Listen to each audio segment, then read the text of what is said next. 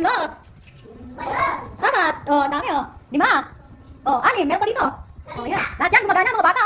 Kung nagkulang ito pa, meron pa kami sa. Oh, may saksakan dyan. Labing dalawa. Saksakan. Oh, nakatago pa oh. May saksakan pa doon. Hindi ka papauli sa labas. Ay, natakpan. Pero may saksakan pa doon, di ba? Tingnan natin. Ayun. May saksakan nga. Oh. Ayun yung saksakan. Ito na. Wala.